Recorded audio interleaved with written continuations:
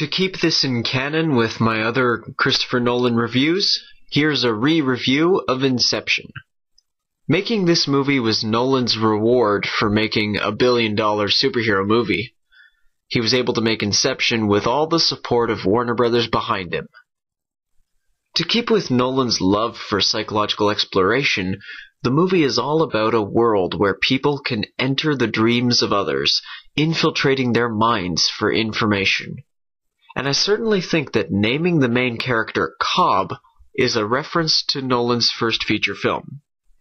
This Cobb is the perfect example of a dream thief, and he's played by Leonardo DiCaprio. Cobb is an American living in exile from the States because he's been accused of murdering his wife. He struggles with guilt and a strong fatherly wish to be back home with his children. At the start of the movie, a businessman named Sato comes to Cobb and hires him to plant an idea into a rival's head and make him think that this idea is completely his own. This is a challenge that Cobb has never attempted before, but it's a challenge that he'll try if the reward is right.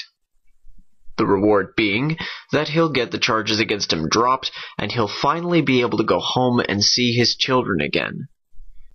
And so, Cobb assembles a team of people with various skills required for this kind of an operation. I won't go too much into how they plan to do this. Let's just say that it's a complex scheme to make him reach a doctored epiphany, and so he won't realize that it's a conspiracy when he wakes up. The team that Leonardo DiCaprio's team assembles is made up of characters played by Dilip Rao, Tom Hardy, Joseph Gordon-Levitt, Ellen Page, and Ken Watanabe playing Sato. And of course, since Christopher Nolan loves working with the same people on a project, Cillian Murphy plays the businessman that they are targeting. There's also a few supporting roles played by Tom Berenger, Pete Postlethwaite, and of course, Michael Caine. The characters that make up Cobb's team are highly skilled at their specific tasks, but there are some big problems working against them.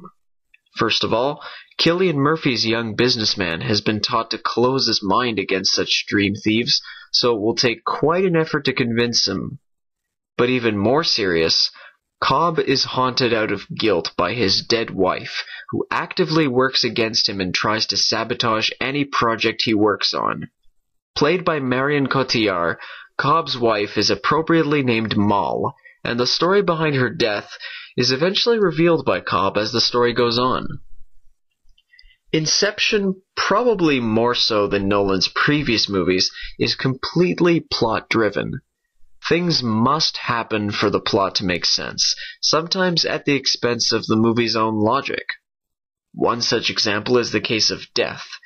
Sometimes dying in a dream serves just as a jolt to wake you up. Other times it sends you into an even deeper dream state from which your body will become a vegetable. But as long as you're willing to suspend disbelief, I think you can live with the flaws that Inception has in its storytelling.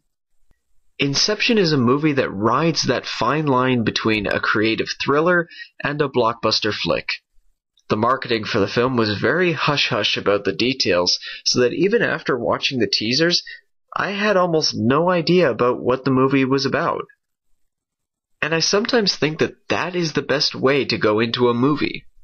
Trailers that spoil too much are especially annoying in many cases, and watching Inception was one of those great experiences where I had almost no idea what to expect. Despite how people have picked apart certain elements in this film, I would still say that Inception is a triumph for Christopher Nolan. But after Inception, the Batman franchise was screaming for Nolan to come back one last time. And Nolan agreed.